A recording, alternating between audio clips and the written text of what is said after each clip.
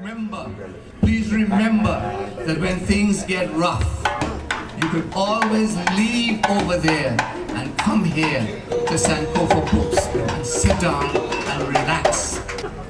Because this is the liberation space and the liberation zone. Hello students, particularly students in my spring 2020 semester Introduction to Afro-American Studies 1 course. This is another in the series of recorded lectures that you are required to view in order to complete this semester in the wake of our coronavirus challenge. Everything else you will need, which includes the draft text that we talked about earlier, you'll be able to watch that video as well, will be uploaded or has been uploaded to Blackboard, and you will then of course follow instructions via Blackboard and via my emails to complete course requirements. For everyone else watching this, welcome to an element of my Introduction to Afro-American Studies Spring 2020 course. My name is Greg Carr. I'm an associate professor in the Department of Afro-American Studies at Howard University in Washington, D.C. And I and many of my colleagues are partnering with Sankofa Video and Books, this institution by Africans, owned and controlled by Africans, and a resource for the entire world, has now entered a partnership with not only me but faculty all over to upload videos to their website, www.sankofa.com, and you will be able to watch this in its entirety. Other materials are being developed, and we'll have a little bit more on that as we unfold this, so that you can have access to them for those of you who would like to engage in some element of study around not only these videos but those materials, and also any book mentioned in these conversations by myself, by my colleagues, by those who participate in this work, are available at sankofa.com. All you have to do is click on, and we're going to not only use this moment, this unfortunate moment in human history as we battle this virus and its impact, we're going to use this moment to jailbreak the Black University. We're going to use this moment as well to create a space that not only we control, but that will help us thrive. And in that respect, let me bring the two strains together. Howard University students who are completing this course, and going to be sad not to see you all physically for the foreseeable future, but we'll see each other again soon. And for everyone else, I want to start with a quote from a book that we've already read this semester, Howard students. This is a book, of course, Kwei Armah, the elder, who is in Ghana, who is in Senegal from Ghana, The Eloquence of the Scribes. We read this book earlier in the semester, Howard students. For everyone else, this is an excellent book to purchase. Again, I would suggest that you go to the Sankofa website, and if you don't see it there, make a request to have it stocked. Now, this book is not only written by Kwei, but it is published by Kwei. His publishing company, Per-Ankh, P-E-R-A-N-K-H. My colleague Mario Beatty, who will be uploading some videos on meta-nature or hieroglyphs. He's one of the finest teachers of Egyptian hieroglyphs in the world. He too will be joining us to jailbreak the university. He would tell you from the board here, and I would stop and write it for you all. Per, P-E-R, simply means house. Ankh, A-N-K-H, which is a triliteral. Actually, my Ankh ring, that's one symbol representing three others. The placenta and the twisted flax for the sound. But Ankh simply means life. Per-Ankh means house of life. The House of Life Publishers. Kwei Armah, one of the finest writers of his generation. In his book, The Eloquence of the Scribes, chapter 21, he talks about the idea of a house of life, a Per-Ankh, like Sankofa. He says, the idea of a house of life is ancient, millennia old. Behind it lies the understanding that, left to themselves, ideas, however powerful the force of their logic, are impotent unless living individuals and groups can give them life through regular practice in institutional contexts. Otherwise, even if they do not disappear completely from consciousness, They exist as insubstantial ghosts, abstractions incapable of changing the brute quality of life.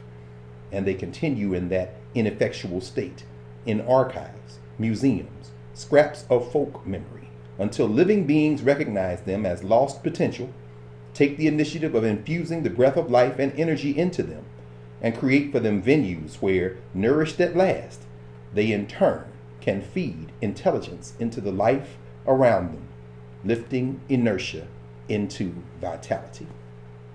There's a lot in that quote. And as we open this video, as we discuss the framing question behind you, and for my Howard students, you all know what this is. For everybody else watching, the Africana Studies course we developed, which relies heavily on a curriculum framework that we developed 15 years ago in 2005 for the School District of Philadelphia, as we created the framework for the first mandatory African American history course in a major school district in the United States of America. These framing questions lead us through time and space. And in a minute, that'll become more important. You'll know what that means, particularly if you watched an earlier video where the last physical day we had in class at Howard University, we reviewed all of this. But for purposes of this video, this is the fourth framing question that leads us from the beginning of humanity to the present day. There are 6 framing questions. And for each of the framing questions that are substantive, framing questions 2, 3, 4, 5, and 6, we ask a series of conceptual questions, 6 conceptual questions. Again, we'll talk about more of this later. But the reason I read that quote at the beginning of this particular lecture is to remind us that the intellectual work that we do, based on the intellectual work of our ancestors and our elders, is not to recreate the worlds they live in. Now, if you read Armah, you know Armah says that. My job is not to recreate the world that they lived in. That's impossible. But rather to recover traces of their eloquence, as he would say, the eloquence of the Scribes. Not just written traces, but mouth-to-ear traces, interactive traces. That's why online education can never replace in-person discussion, because these mbangis, or rooms without houses without rooms, these spaces where we have these conversations are vital to the mouth-to-ear transition, the move from generation to generation to generation. But in the process of uncovering those traces, whether in person, which is ideal, or in distance, which is what we're doing now in community, we recover the traces we can and we use them to infuse vitality into the world in which we live. And that is the purpose of ultimately what he calls the peonage, the house of life, which the ancient Egyptians, that's one of their words for library or intellectual community, the peonage. So we have a peonage. So welcome to the peonage. Howard students, you all know we're on framing question 4.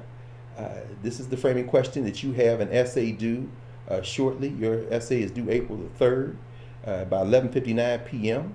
April 3rd, 2020, 11:59 p.m. You'll get all the instructions on Blackboard, so you all know all about that. Our fourth framing question: how did Africans begin to conceptualize unity in thought and action beyond national boundaries in the face of European and American imperialism?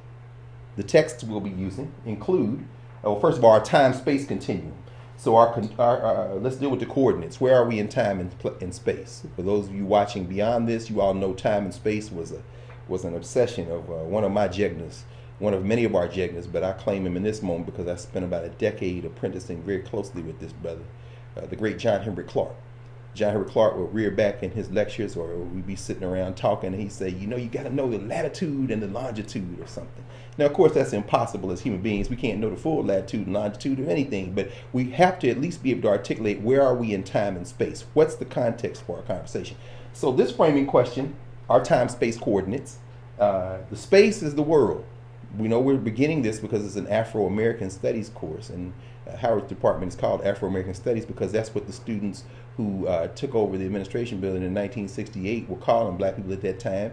And when that department was created 51 years ago this year, it was with the idea that Afro-American Studies was the most progressive term. So we kind of keep that name as homage to those elders and some ancestors now who did that. But so the space coordinates are global, but they're anchored in the African experience in North America, specifically the United States, realizing that everything on this side of the ball has typically been labeled the Americas. So when we say Afro-American, we're really talking about this side of the hemisphere, this side of the globe, but we're specifying the United States for this course in particular and how it connects to the Africans around the world. Those are our spatial coordinates. And our time coordinates are the so-called 19th century and 20th century, the mid-1800s, the early 1900s. And I said so-called following our sister Riketi Wimby. For those of you watching this beyond my class, these are names some of you may be familiar with, but many of you will not be familiar with. But since this is on YouTube, on Sankofa's channel, you can pause and write things down. I would suggest you write her name down, Riketi, R-K-H-T-Y.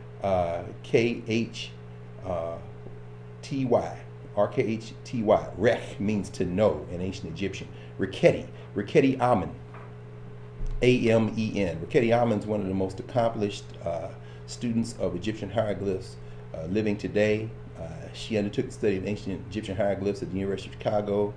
She was part of the group along with the great Jacob Carruthers, the great Roosevelt Roberts, Mae Roberts, great Yvonne Jones, many others. Again, some of y'all write these names down for the first time, particularly some of you Negroes writing books about black nationalism who don't know anything about it. Hello, I hope you're watching as well. But at any rate, these are some of the scholars who studied Egyptian hieroglyphs, and Riketi Amen spent a lot of time dealing with the Kemetic concepts of time. She's written and published a number of works. She conducts an Egyptian language institute. A number of the folks who study Egyptian hieroglyphs in the United States and beyond join it. But Riketi often reminds us that the numbers that we use when we're dating, and certainly this isn't anything particularly new. I'm thinking about a number of texts at this moment, but I won't pause to name them because this is, scholars have been saying this for a long time. Numbers are arbitrary.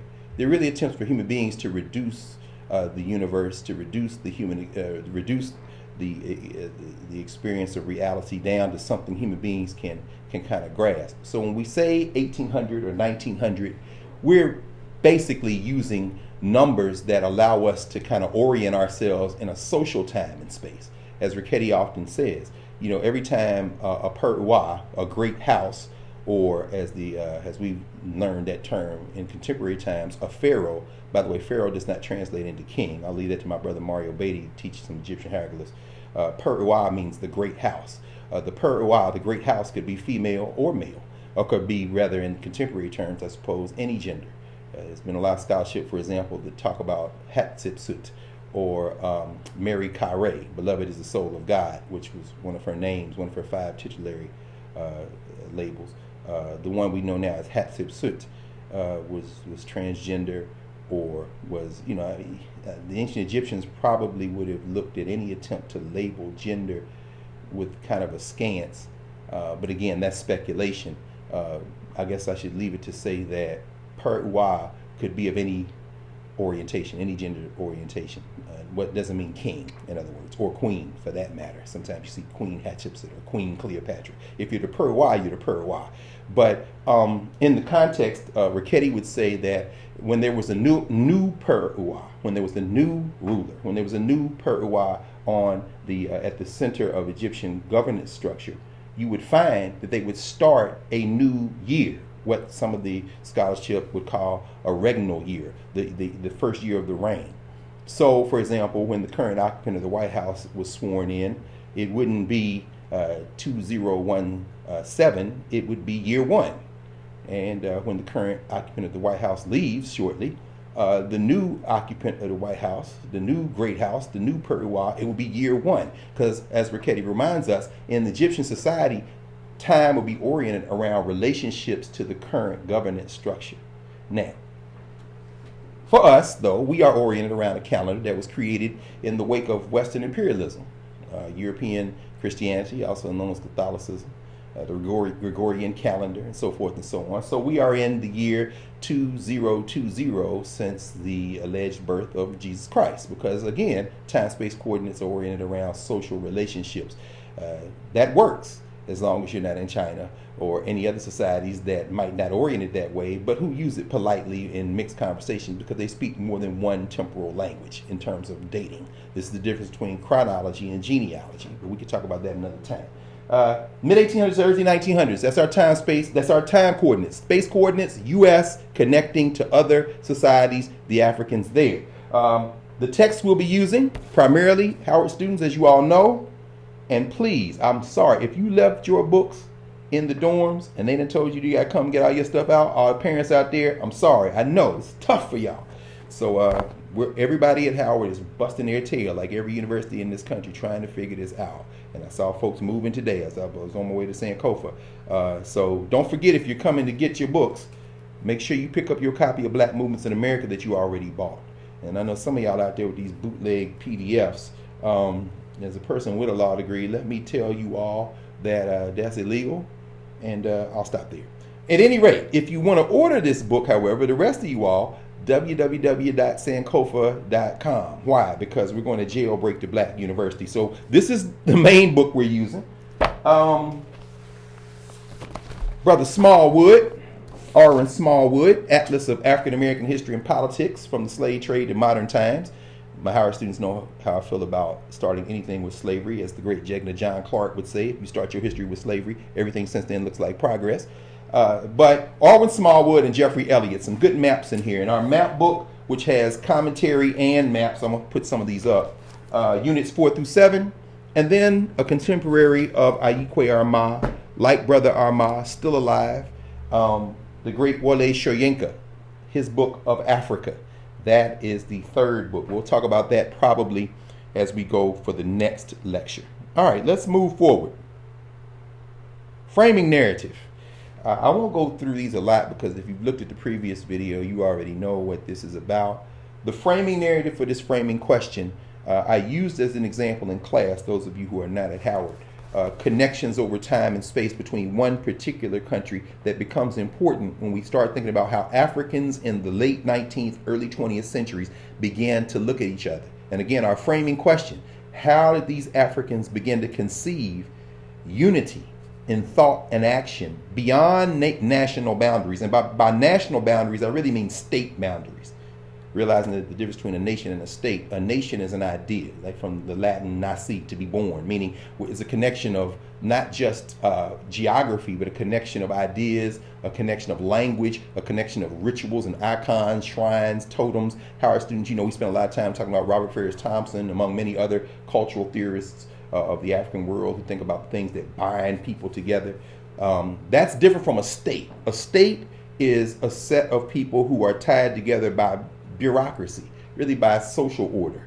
You know, everything from driver's licenses and passports to the ability to walk into a place and use a particular currency. All these things are issued by states. You understand? So when I say, when we ask the framing question, how do Africans begin to conceive unity in thought beyond national boundaries? A better word may have been beyond state boundaries, or to split the difference in a term that's almost nonsensical in some ways, because it's part of a lot of problems. Why people can run around and start calling this a Chinese virus, because they're trying to fuse nations and states. You could say that transcend nation-state boundaries, because nation-state is really a concept where you're trying to move the idea of a common peoplehood into the bureaucracy, which is why I always say the United States is not a nation. It's a state with a lot of different nations in it. And in saying that, I'm not being original. All you got to do is go back and read again. John Henry Clark, who used to say that all the time, realizing that he came of age in the 1930s and 40s during a period when those of you who read this scholarship, if you know Anderson Thompson's work, if you know the work of later scholars who've kind of seized on this to talk about the nation state and its relationship to other places, my friend Robin Kelly, among many, many others, you know then that the state is kind of an artificial apparatus. And of course, the man who's very fortunate to have been teaching his work for about 20 years at Howard, and that's the guy who wrote this book, Black Movements in America, Cedric Robinson, who also wrote a number of other works, maybe most important to this particular point, a book called The Terms of Order, and then of course the book that some people consider his magnum opus, Not Without Cause, the great book Black Marxism, Making of the Black Radical Tradition. But at any rate, framing question 4, how do Africans begin to conceive unity in thought beyond national boundaries in the face of European and American imperialism? We used at the beginning of this framing question the example of Cuba. Why? Because Cuba, of course, in some ways the sugar colony for the Spanish that Jamaica was to the English, that Haiti was not only to France but to the world. Cuba, of course, which is populated by a population that is heavily African, majority African, of African descent, and everybody on the island just about has some African blood in them, as Fidel Castro reminded folks when he sent his folks in to fight in the frontline states to fight against the South African military. Cuba has always had a close relationship with people of African descent in the United States, the Africans of Cuba. But I won't belabor that because, again, you can go back and look at the last video we shot, which when we were physically in class, talk more about this. This is Calvin Coolidge and his wife. They are in Cuba. They were the last, Coolidge was the last president, United States president to visit Cuba before this brother. And his wife, or this sister, and her husband, great Michelle and Barack Obama, seen there with Raul Castro, the brother of Fidel Castro, after Fidel Castro went into semi-retirement. Of course, brother caught a lot of hell. The Obamas caught a lot of hell for going to Cuba, but who cares? After all, we are Africans.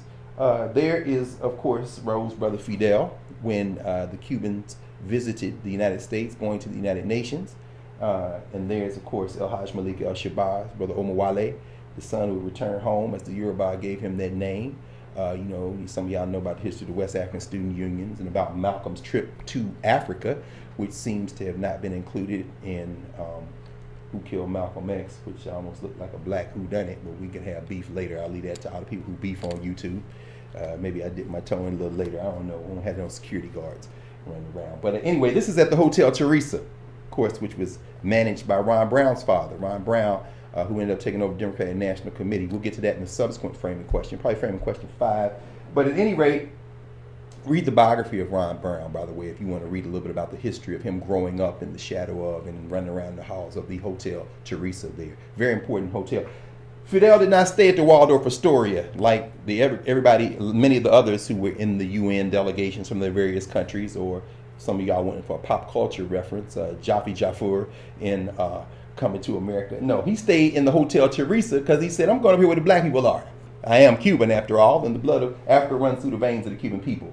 And of course, that pissed everybody off as well. Here's Fidel, a little older, with another one of his friends, of course, the great Nelson Rolihlahla Mandela, Madiba.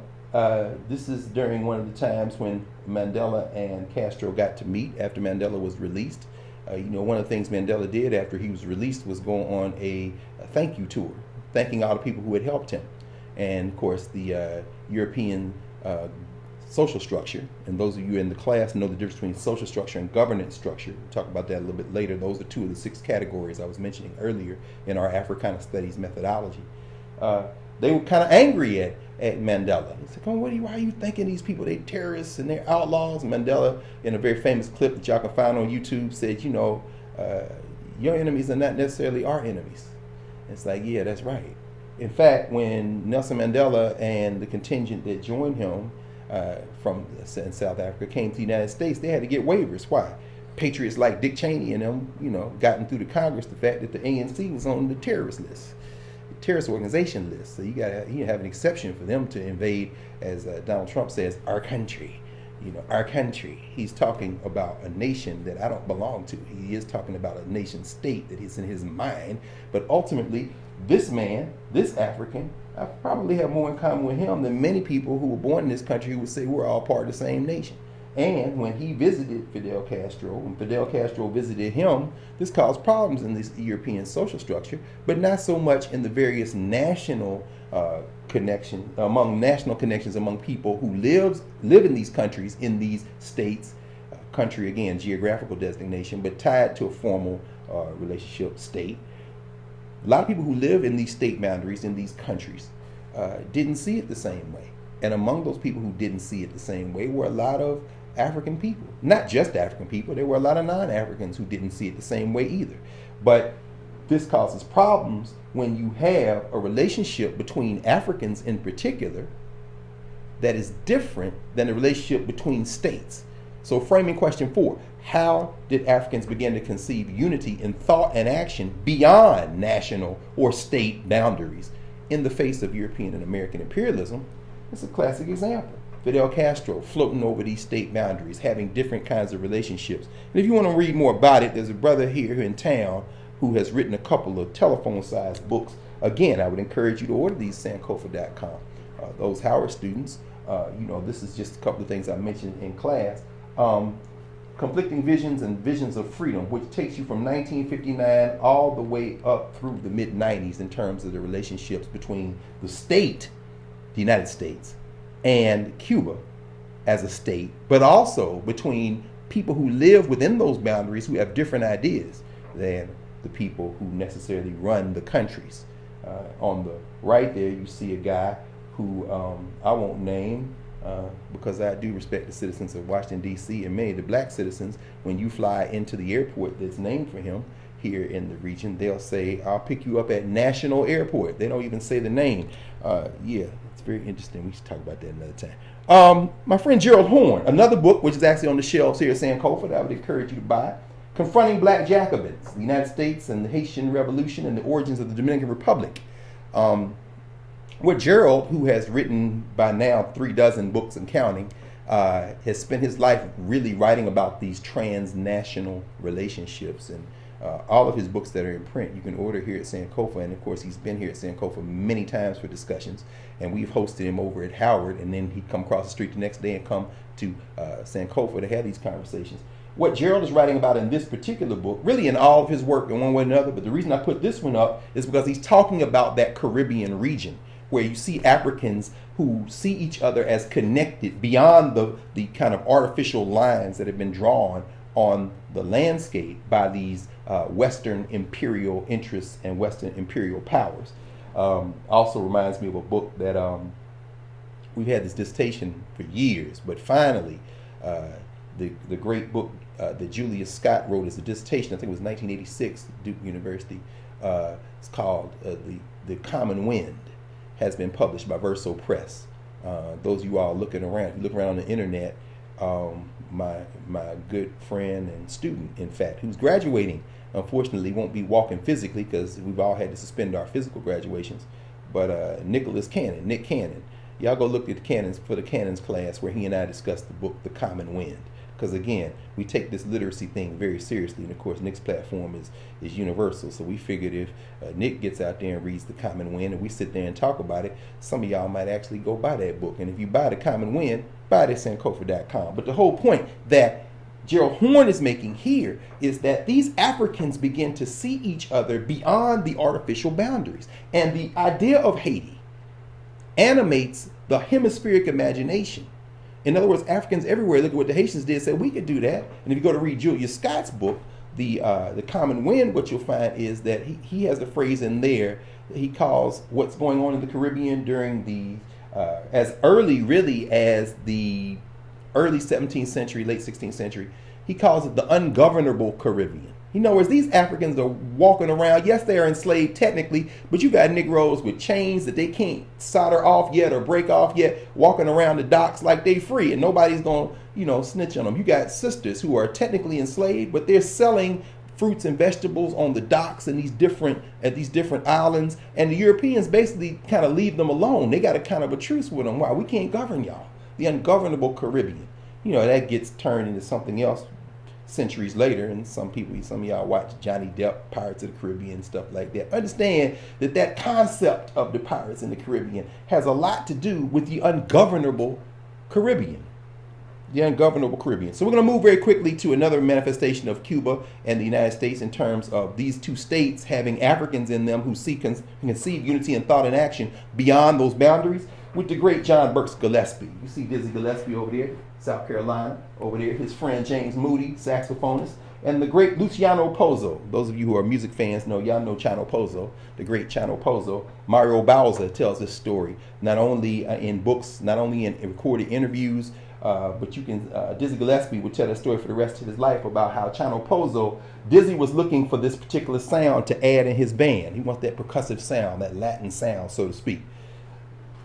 Although that sound was not developed in Rome or Italy, so calling it Latin is really talking about the language that the enslaved Africans were forced to speak. So Bauza brings him Chano Pozzo, or connects them, and so they compose together. And as the phrase used to go, as they would say, Chano speak no English, Dizzy speak no Spanish, but they both spoke culture. They both spoke rhythm. They both spoke music. And for those of you who are looking to see this conversation, I won't relate it. It's been recorded too many times. Just go out there on YouTube or go search around and see, can you find, and you will be able to find, Dizzy Gillespie telling the story of how they composed the song Manteca. Those of you at Howard know at this point, I would put on the song Manteca in class and we would listen to it and break it down. One other thing I'll mention, Chano Pozo ran into American racism in the South as they were playing the Chitlin circuit. Somebody took his drums. He went back to New York to get some more, already complaining about the racism. Got to New York, got in a fight, got killed, and Dizzy Gillespie added a line to the beginning of Manteca, which they basically composed by Chano Pozo humming out the piece. You know, Chano Pozo, according to Dizzy Gillespie, would say, bajo, bass, boo, boo, boo, boo, boo, boo, boo, boo. Boo, boo, boo, boo, boo, boo, boo. Okay, got the bajo? No problem. Then we move to the next one. But at the beginning of that song, for the rest of the time Dizzy Gillespie would perform that song, every once in a while they would play Manteca and you hear Dizzy count it off. And he added some words. I'll never go back to Georgia.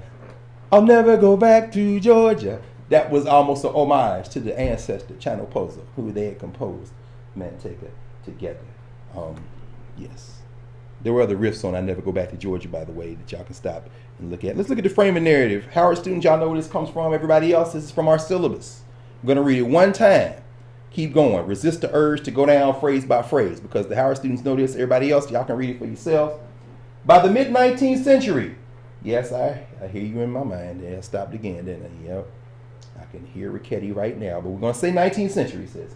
By the mid-19th century, Europeans and those of their former colonies controlled by whites, ergo, such as the United States, Brazil, et al., meaning and others, of natural resources, African colonialism, and reconfigure African labor from chattel slavery to debt peonage, Western Hemisphere.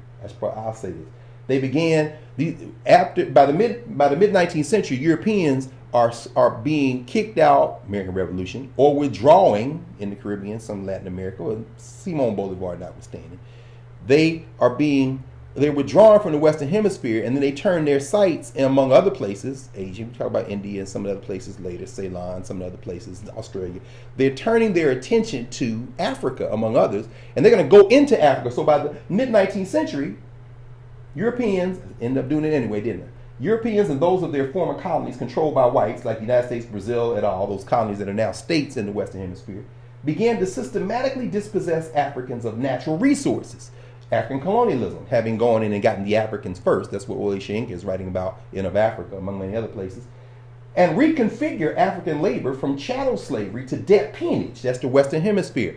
Very good book on this by my friend Catherine Frankie.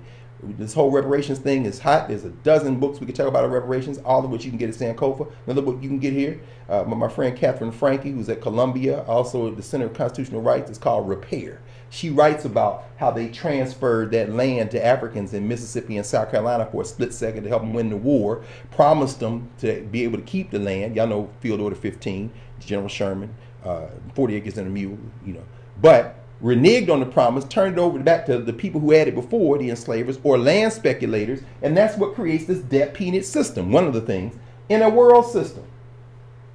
Improved international communications networks, or what some scholars have called the practice of diaspora. Shout out to Brent Hayes Edwards, along with Rutgers University, I think at Columbia University after that, and still, who writes a book called The Practice of Diaspora, talking about some of these things. Enabled Africans to begin to see themselves as part of an oppositional African world, even as they struggled against local social, economic, political, and cultural racial oppressions in their respective sites of resistance. So everybody's resisting where they are. That's really framing question 3. Howard students, you all know what that is. For those of you who might not be familiar with it, actually, well, the next slide will help you a little bit. But they've been resisting long before this. But now the improved networks of communications, the technology, are going to allow them to become aware of each other in a different way. And what you find is then and now, as people become aware of what other people are doing, they begin to cross-fertilize ideas. Sometimes they even link up. 19th century, I remember many years ago in graduate school reading the German scholar Emanuel Geiss's book, Pan-Africanism, which is still very good.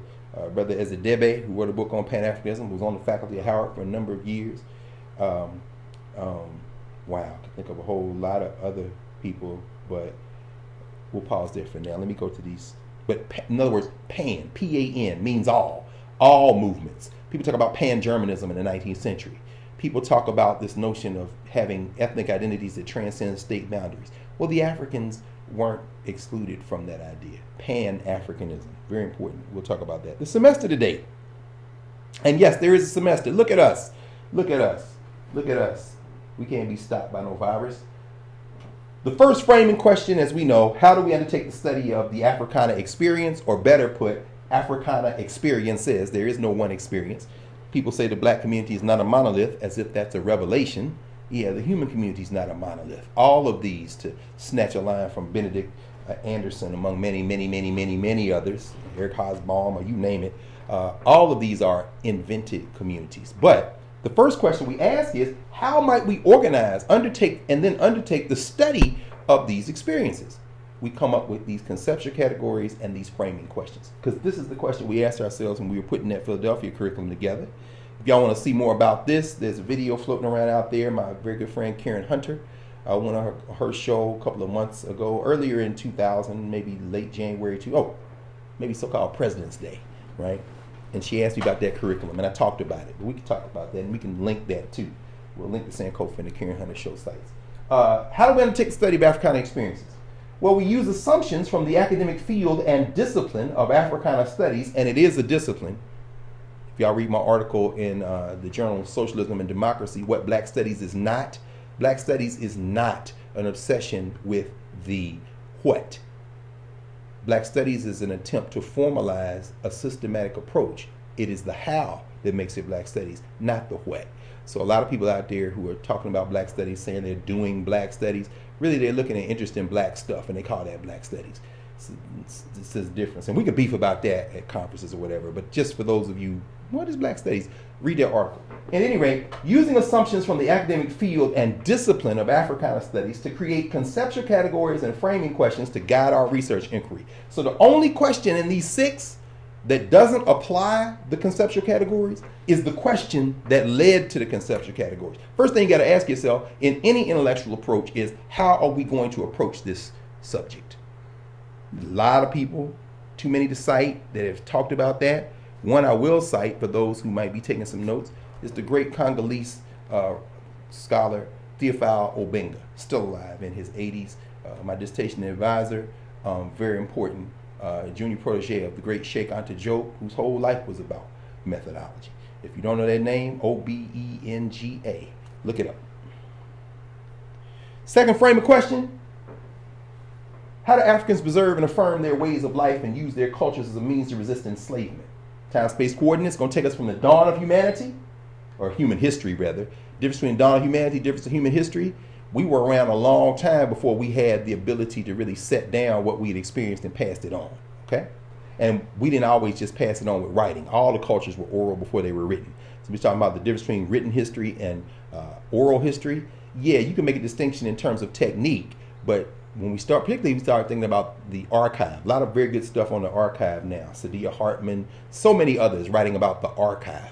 Always remember that when somebody is talking to somebody and they say, okay, that's oral history, and then somebody transcribes it, puts it at a university or a library, and then somebody else travels or gets it digitized and sent to them and says, yes, I'm working in the archives. You know the difference between the piece of paper they're reading and the conversation that was being had? The format. The archive is a living thing. Go back and read Hampate Bah, the great Burkina Faso scholar who wrote in volume 2 of the United Nations Educational, Scientific, and Cultural Organization, UNESCO's General History of Africa. Chapter, I think it's 2, is called The Living Tradition. Understand the nature of archive. But how do Africans preserve and affirm their ways of life, use their cultures as a means of resisting enslavement? Time-space coordinates from the dawn of recorded human memory to the 1600s or the 17th century CE. This is how they did it. They passed on information and experiences through subsequent eras of migration. The central theme in human history: people move. Improvisation: people kind of improvise. They make, do. And then adaptation: they adapt to where they are. From from the beginning through recorded history, antiquity, to the present. In antiquity, it created, formalized, diversified, and developed. Medieval period, they had broader migrations, diversification, and development. And then the contemporary period, this is where we have another book, Howard students, tying this in. Now we go to the final exam. You remember that we read, one of the first books we read was the great Kenyan thinker and writer, Something Torn and New, written by Ngugi wa Thiong'o, the great Ngugi wa Thiong'o. Those of you who are not at Howard, you may, just for your information, we invited Baba Ngugi to come for our innovative freshman seminar construct that we run out of College of Arts and Sciences here at Howard. And he did indeed come when his book was, just shortly after his book was published. We had all the freshmen read Something Torn and New. And he talks about this contemporary moment. The dismemberment of Africa. Howard students, we know this occurs in two phases. The movement of Africans out of Africa through the largest forced migration in human history. And then the separation of African memory from those Africans and their descendants, which continues to this day.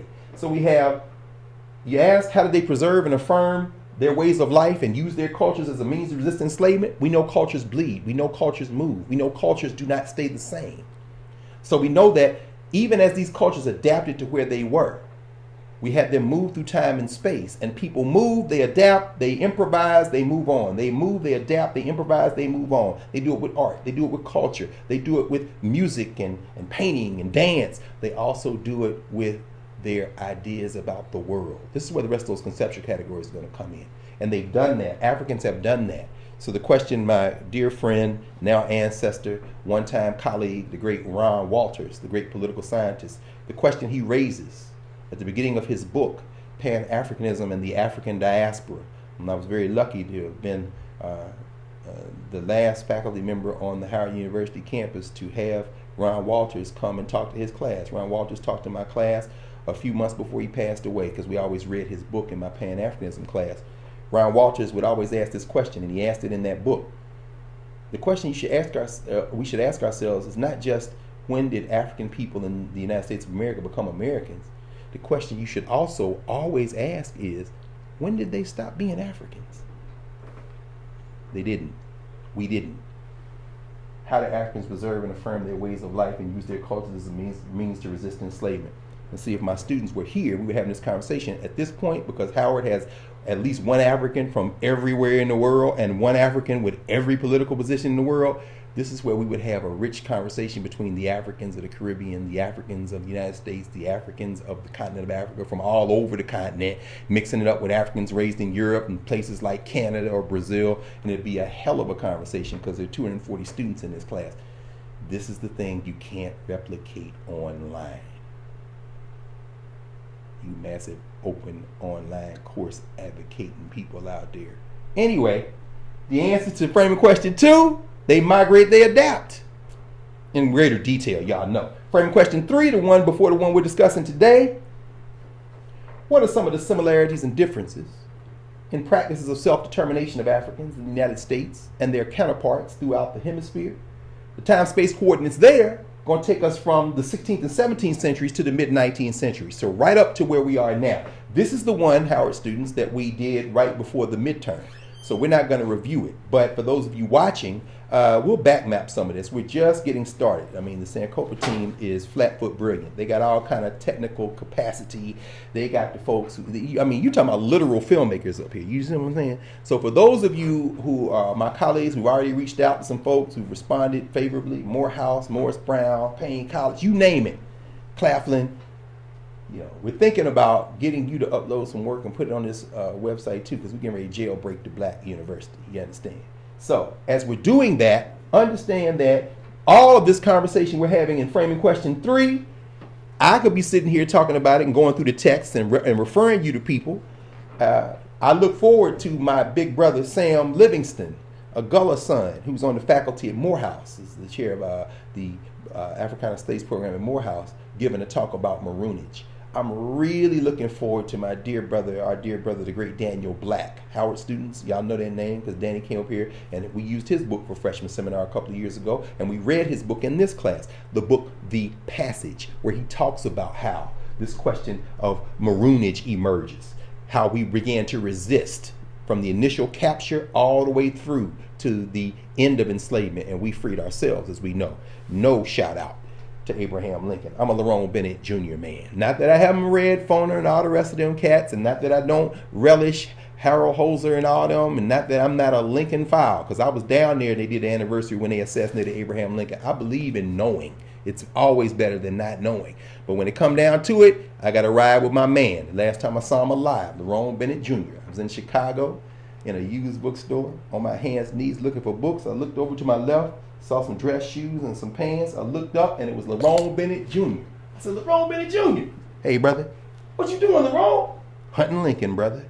That's exactly right. So Lincoln was forced into glory. Black people freed themselves, but the way that they freed themselves were acts of self-determination. Framing question 3. The Africans in the United States had different forms of self-determination. Stono in the 18th century. Points Coupé in Louisiana. The first one was in South Carolina. And we all know the names Denmark Vesey, Gabriel Prosser, Nat Turner. We talked about that in framing question 3, but we also talked about their counterparts throughout the hemisphere. We'll talk more about that maybe again, maybe I'll back map a few lectures. But if you remember, the central word in the first 2 chapters of Black Movements in America, Howard students, the M word, maroonage or marinage. I don't want nobody out there tearing their hair out. Oh, you said maroonage, you didn't say marinage. Yeah, wild, like an animal, runaway, source of the word Seminole. The whole idea of Africans resisting a social structure they found themselves in, not to be confused or commingled with the governance structure.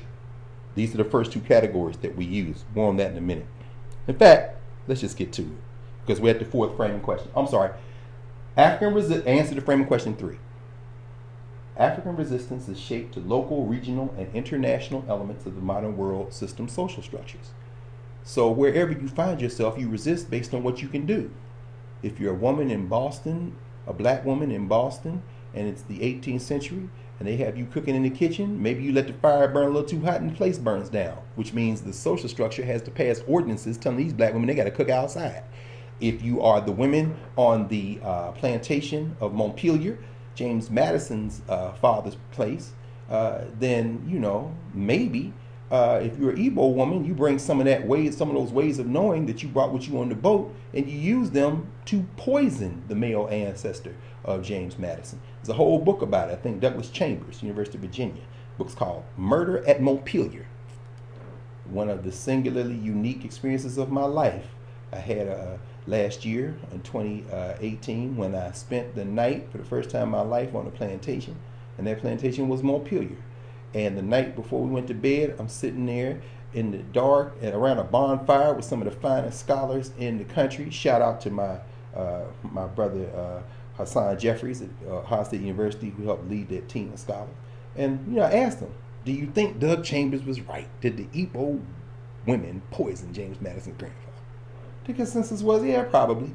In a scheme with the grandmother. It's a whole conversation another time. But the resistance of those Igbo women is shaped to where they found themselves. What's my best chance at changing my unfree status? Do I get into a conspiracy with the wife of this dude so that if he's dead, she inherits everything and maybe they let us have a little nominal freedom around here? It's all contextual. But they're doing it in the ungovernable Caribbean, to go back to Julius Scott. They're doing it in Latin America with the Ganga Zumba and Palmares. Some of y'all know about Palmares in Brazil. They're doing it in Suriname, Tennessee State University, my undergraduate. A brother who graduated from there made transition a little while ago, the great S. Allen Counter, medical doctor, called himself an explorer. He wrote a book called I Sought My Brother, where these Africans from the United States found themselves in Suriname. And when they finally got to the bush and dealt with some of these Maroons, they get a translator. The Maroons are like, yeah, we won our fight with the white man. And how's your fight going? And S. Allen Counter, at the Harvard Foundation by then, S. Allen Counter, African-American, African-U.S., says, well, you know, we're still struggling. We've made a lot of progress, but ultimately, I think we're going to win. We're winning. And then the brother, the Maroon elder, says, well, if you're winning, if you won, why are you wearing his clothes? What are some of the similarities and differences in practices of self-determination of Africans in the U.S. and their counterparts throughout the hemisphere? Now, I've read that book. I know that book. I laughed when I read that line, but I must tell you, the best person I know who delivers that line is my very good friend and the great elder in Chicago, the great Jeremiah Wright, who tells that story all the time. Frame question 4. Now, those of you watching, like, man, you talking so fast, you can always push pause. Those Howard students who are saying, wait a minute, I can't get all this down. You usually say it in class. Guess what? This is one advantage of online learning. You can press pause anytime you want. And now when I say something, you're responsible for it on the examination, yeah, gonna probably be responsible for it, all of it. It's okay. Y'all know I always give y'all a review, so we'll get there. We've done the midterm. We just got the final to go and the intermittent assignments. But you'll get that on Blackboard. You don't need to bother these other people with that. Frame of question 4, here we are finally. How did Africans begin to conceptualize unity in thought and action beyond the national boundaries, beyond state boundaries in the face of European and American imperialism? Well, let's look at it laid out. Remember I told you all, our students know this, but just 30-second reminder. Remember I told you all that we have a set of conceptual categories. Frame of question 1, how do we undertake the study of the experience? We developed a technique, a how, a methodology. The bare bones of a methodology. Now you got to spend the rest of your life filling it in. Can we create conceptual categories to help us study Africana that will put Africana in conversation with the range of human traditions, while at the same time not commingling them to the degree that the study of Africana is diminished as a political act that should lead to some form of emancipatory knowledge? We aren't just studying this for studying's sake. Black people out here taking an L, and some of it's because of this ridiculous concept called race. Africana studies comes out of the need to fight back against that, what Jacob Carruthers and the great Anderson Thompson first would call this mess. So we got to think politically about this while diminishing the study of anything as simply a political act. We do want to get it right to the degree that knowledge can be gotten right. So we came up with these conceptual categories. Let's apply these 6 conceptual categories to framing question 4. Here's a quick summary. And I'll explain the conceptual categories one more time for the Howard students and for everybody else who this will be your first time hearing about them. Again, go watch that Karen Hunter video. You might find that interesting. Social structure. Simple question. In fact, I'll just go across the top right quick. Well, before I do that, quick story as to how these came about. We were in an argument in the summer of 2005 in Philadelphia about how to frame curriculum, new lessons for this African American history course. I'm thinking about all the K-12 students, all the K-12 teachers I've learned so much from over the last 30 plus years. And that's one reason why I continue to work. Shout out to all my Philadelphia Freedom School people. I love you all. Spending time with you all since 1999 when we started Philadelphia Freedom Schools has been the singular joy of my teaching life. And I continue to learn from you every day. Shout out to these K-12 educators who are trying to figure out now how to get these lesson plans to these young people. And all you young people watching this who have cell phones, you can watch this and connect some of the great scholars at the K-12 level. I'm thinking about my dear friend Nubia Garima and her crew at Paul Lawrence Dunbar High School here in Washington, D.C., who have started the Carter G. Woodson Black Studies Academy. The work you all are doing is incredible. And this work, this framing question narrative here and this conceptual category question came out of conversations on how to create Black Studies curriculum for high school students. And it works for everybody. So shout out to all y'all. Now to resume. So we got in this argument the summer of 2005 over how we're going to get these young people to read these textbooks and connect to these lessons if they don't see themselves in the study. We'll say, well, if we come up with different questions, it will change the way they pursue the answers. So the lesson we got in a fight about was something called the Book of Negroes. Some of y'all know what that is, but you can look it up if you don't. In summary, the Book of Negroes was a document that had the names of Africans and their occupations in it, that was taken to a meeting that was held between the British and the Americans at the end of the so-called Revolutionary War. And so the question that the Book of Negroes raised, somebody wanted to write a lesson on the Book of Negroes. So this is a good idea. Why? Because this book has the names of the Africans in it. We often call Africans slaves or property. No, they have their names here. So, well, the names they were given, the names they used. We won't get into that. And so what that debate about how to frame that lesson came to unearth is that we have to distinguish between who Africans are to other people at any given moment in time and space and who they are to each other. Now, those two things sometimes are the same thing. Sometimes they're indistinguishable. But to ask the question reframes how we're looking at the conversation. So the first two categories we created: social structure. Who are Africans to other people? In other words, what is the social structure Africans find themselves in at any given moment in time and space? Governance structure. Who are Africans to each other?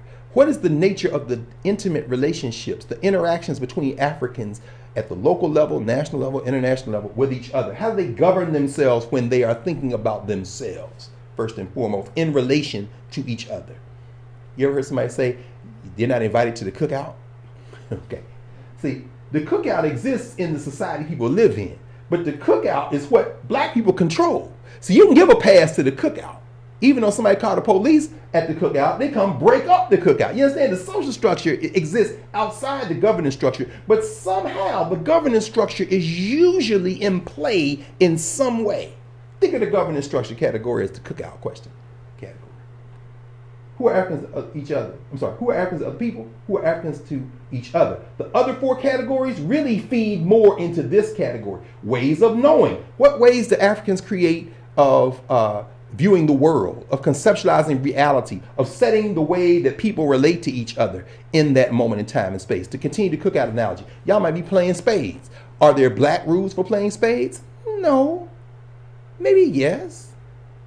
Ask my friend Michael Harriet about that. Mike will put out a poll and turn around and we'll actually find out if there's some black rules for spades. I think Mike would probably say yes, but I don't know. But the question is, ways of knowing. How have Africans conceptualized the world? The next one, science and technology. What ways of interacting with or shaping physical material reality have Africans either created or adapted? From cotton gins to shoe lasting machines to whatever, you name it, right? To hip hop, using technology, take the turntables, make them do something else. Movement and memory. How did or do Africans pass on the memory of that moment in time and space to future generations? Very important to understand that. Take hip hop, for example. In hip hop, you would have certain icons. 30 years from now, I don't know if they'll be talking about Megan. Maybe. I suspect they're still talking about Latifah, MC Lyte, Lauryn Hill.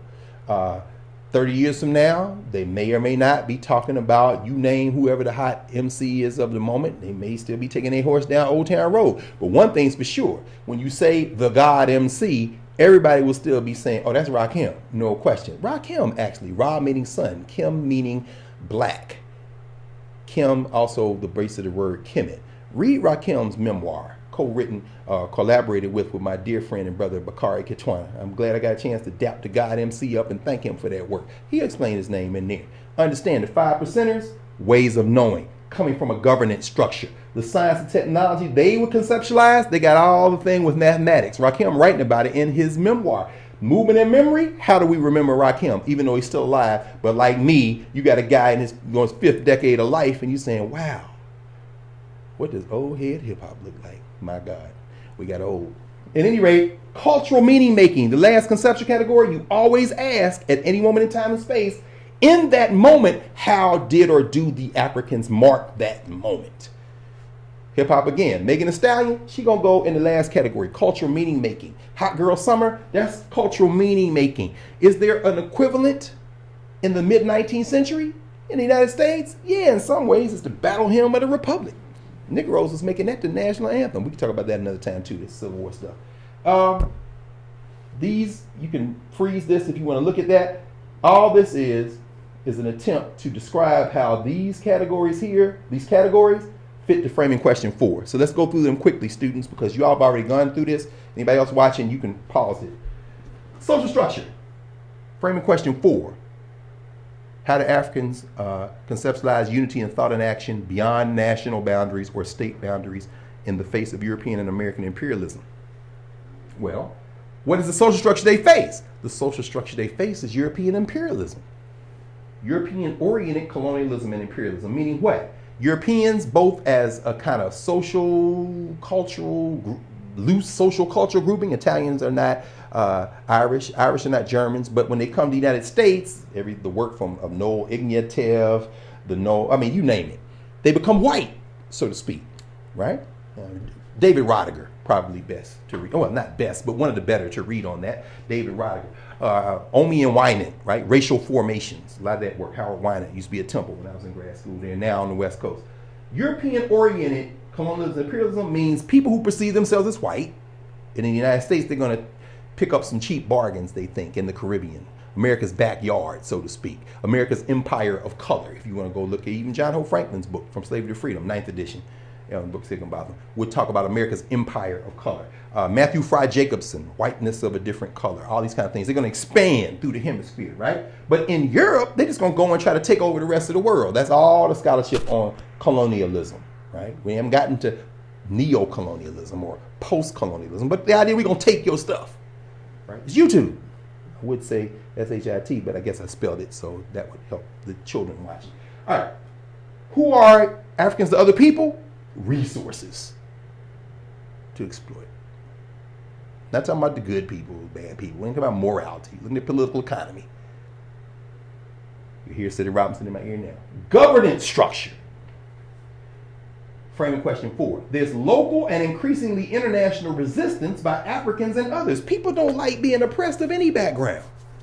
So what you see here is, in the governance structures, in other words, who Africans are to each other, they're going to resist wherever they are. And sometimes the resistance will be small. The Africans who fight in the Cuban-Spanish War that America jumps into and now renames in the social structure, the Spanish-American War, right? Go read Fauner's work, not Eric, but I guess it's Philip. The Cuban-Spanish-American War, or Willard B. Gatewood's book, Smoke Yankees, where you see these letters, because guess what? In that U.S. Army are Africans, 9th and 10th Cavalry, so-called Buffalo Soldiers and others, who are swept up in the so-called Spanish-American War. They go to Cuba and saw these black people. One of the leaders of the Cuban military against the Spanish, Antonio Maceo, the Bronze Titan. Fauner wrote a book about that, the Bronze Titan, Maceo. Maceo, then, some of these Negroes come back to the United States and name their children in homage to the Bronze Titan. And years later, movement in memory, James Brown, when he wants to get that riff. Maceo, Antonio Maceo, the Bronze Titan, the Cuban military. Ways of knowing. Very important to understand. Development of narratives of pan-identity. We're all African. We're going to get into Marcus Garvey in this conversation, right? Literacy in settler colonial languages now forming as second-order national languages, meaning what? The Africans who had to learn the French, the Spanish, the Dutch, the Portuguese, the English have absorbed these languages. And as Ngugi wa Thiong'o writes in chapter 3 of Something Torn and New, chapter 2 of Something Torn and New, they make those into the languages that they're going to use for national liberation, for cultural liberation, for the attempt of self-determination, cultural marronage. Whether it be Paul Dunbar writing in so-called dialect, later Zora Hurston or Toni Morrison, they take this English language and make it their own. Even as they recognize, as Ozzie Davis once wrote in an essay published in The Black Scholar, the English language is my enemy. Or as Max Roach wrote, jazz is a 4-letter word. In other words, we know the relationship we have with each other, and we know the relationship we have with you. Meaning the social structure, not individuals in the structure all the time, but the structure itself. They say, we have developed a way of knowing that will allow us to use our experience to form it as a form of resistance. And then as we become aware of each other, we will connect those things. Channel Pozo and Dizzy Gillespie and James Moody. Right with me? Pause. Understand that these videos are being made under exigent circumstances. I would have been stopped a dozen times, asked all kind of questions. We would have explored these things, and they're all based on texts that students have read or should have read. So it may appear as if this is a gloss, but it's really based on study. Not just my years of study and collaboration with a number of scholars, too many to ever name because I couldn't remember them all. And by scholars, I don't just mean people who have degrees. In fact, I don't primarily mean them. I mean people in the world, everywhere, who study. It's also based on months of collective study in a classroom. It can't be replicated by individuals logging on to any technological site, even if they're talking to each other on Zoom, okay? So this is a gloss, is what I'm saying. I'm going kind of fast because we got to get through these things because they got exams. And they know what to read to connect all the rest of this stuff. Everybody else, we're going to build that or contribute to things that are already built. I don't believe in reinventing the wheel. I'm not one of them first Negro types. Movement and memory. Narratives of resistance begin to align, blend, commingle with narratives of settler national state formation. This is interesting. How do Africans remember this situation?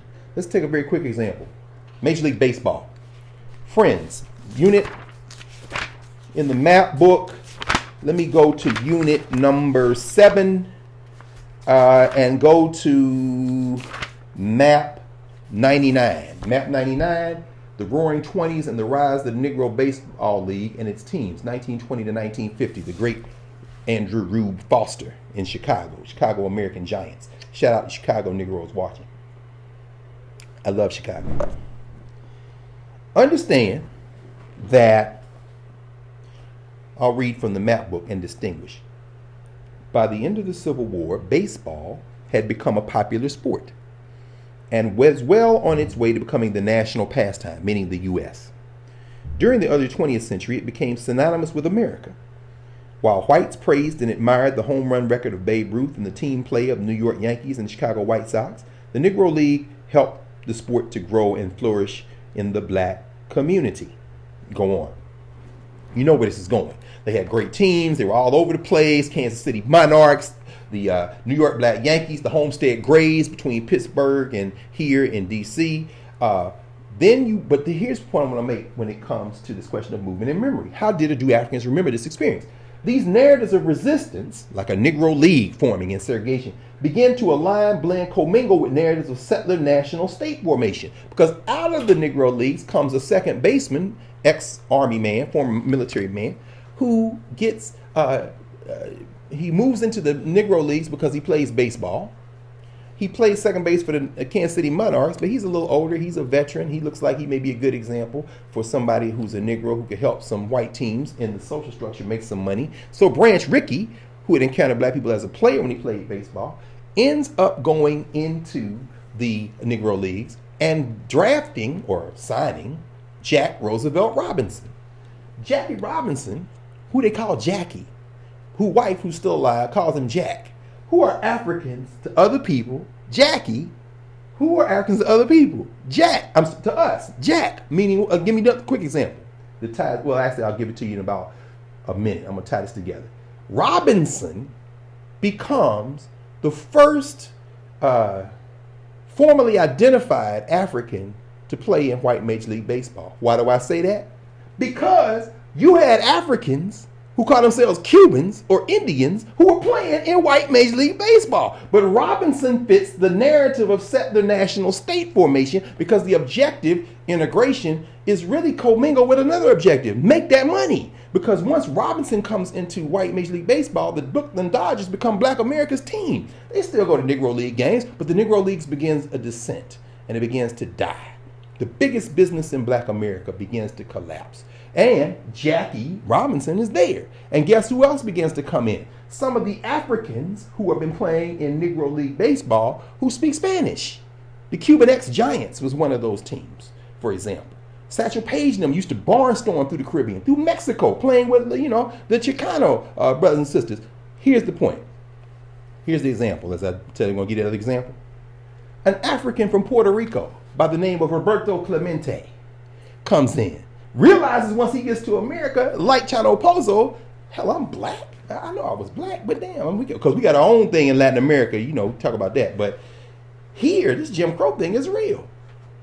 But guess what? The Pittsburgh Press, what they call him, not Roberto, but Bobby. Jackie, Bobby. He's putting these E's on the end of stuff.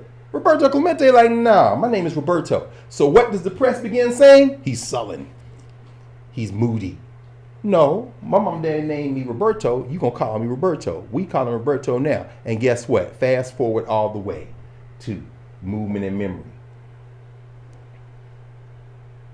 It's the great Deontay Wilder would say, to this day, number 21, that's Roberto Clemente's number. You see a Latino wearing number 21 in Major League Baseball, an African Latino. What happened to the black ball players? A lot of them speak Spanish. Don't do that. I know how y'all like to separate blacks and Latinos, but we shouldn't be following you. So here, number 21, they wear that in homage.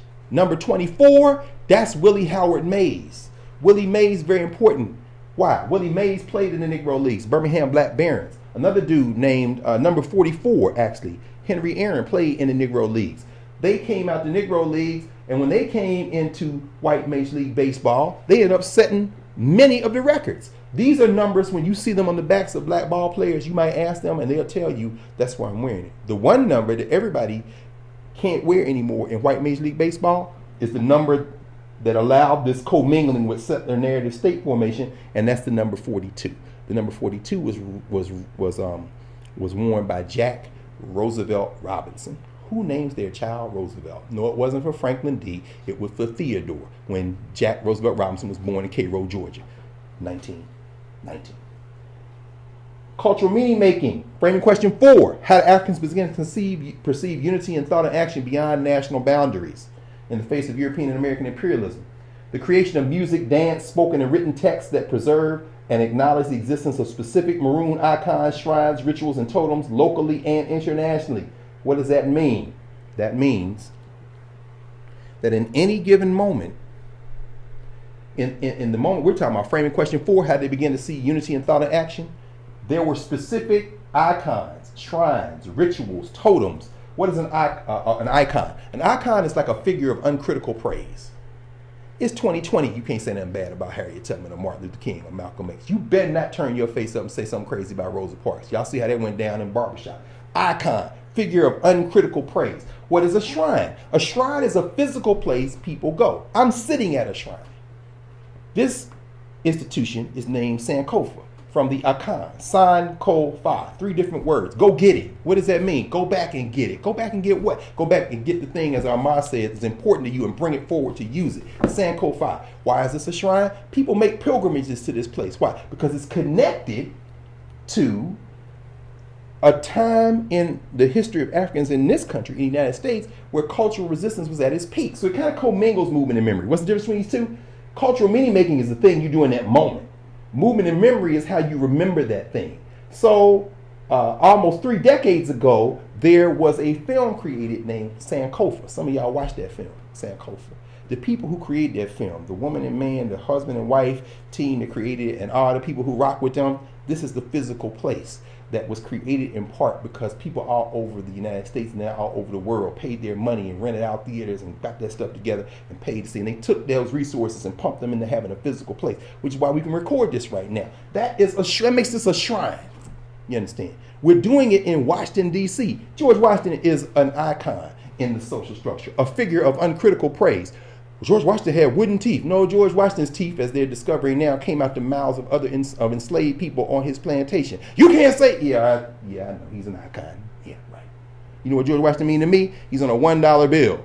So, at any rate, the whole point is that, however, we're in a city they drug out a swamp to make a shrine, a little diamond shrine called Washington, D.C., the District of Columbia. People come here. Well, not right now because of the virus, but people are coming here to go look at the monuments. Some people come here, like Fidel went to the Hotel Teresa. You have to go to the Waldorf Astoria. It's a shrine. Yeah, but I have different shrines.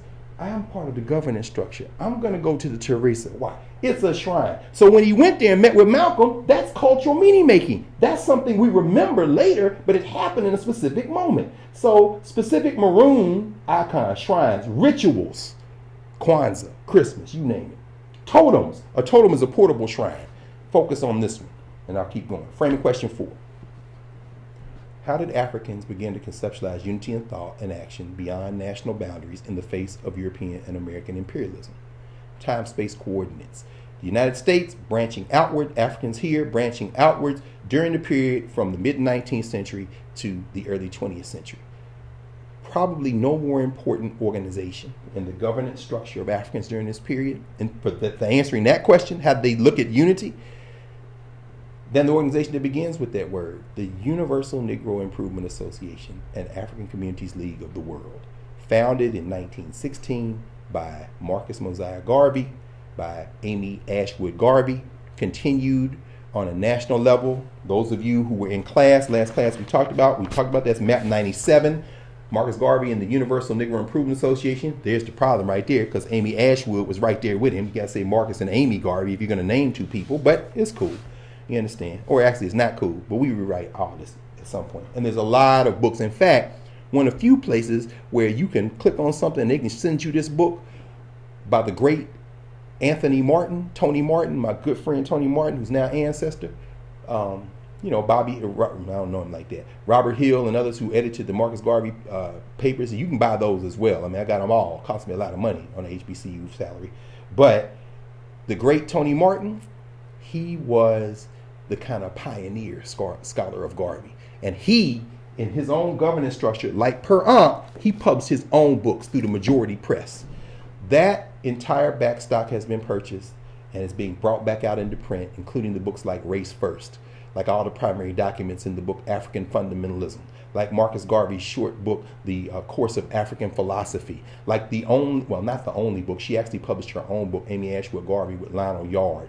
I got a copy, but it's way out of print. Maybe Paul will bring this one back into print, but the one that he does have control of is Tony Martin's book on Amy Ashwood Garvey, wife number one, Philosophy and Opinions of Marcus Garvey. All those books in what Tony called the new Marcus Garvey Library are now printed by our good friend and a titan in the history of black books and letters, the great Paul Coates. And if you want any of Tony Martin's books on Marcus Garvey, www.sankofa.com. Don't sleep. Get those books. At any rate, it is the UNIA, the Universal Negro Improvement Association, and African Communities League of the World, which is the group that comes up with the totem. A totem is a portable shrine. You can't come to D.C., you can't make it to Sankofa. Well, bring me a bag with the name on it. Bring me a shirt that say, you went to Washington, D.C., and all I got was this shirt. Marcus Garvey said, we need a totem that represents all of us. Pan identities, the formation of pan identities. It's ways of knowing. Everybody knows where I'm going with this. We get a flag. A flag is a portable shrine. I want to show I'm patriotic, so I'm putting an American flag on my lapel. When you see that flag, it means America. Okay, well, when you see red, it means the blood that was shed and also the struggle. When you see black, it means the people. When you see green, it means prosperity. It also means the future. And when you see red, black, and green together, that becomes the flag of the Universal Negro Improvement Association and African Communities League of the World. Howard students, that is map 97 in our map book, unit 7. Everybody else, get the Marcus Garvey Library and read about it. Wow, I've been going for an hour and 50 minutes. I think framing question 4 for the first video, we can pause, we'll ask the question again, and in the next video, we will continue our conversation around framing question 4 and get into some very deep text-based specifics. Again, framing question 4, how did Africans conceive of unity in thought and in action beyond these state boundaries? I think I'm going to change that word after 15 years. In the face of European and American imperialism. From Sankofa, video and books. This is Introduction to African American Studies, Jailbreak the Brat University edition, and I'm Dr. Greg Carr, and we'll see you in the next video.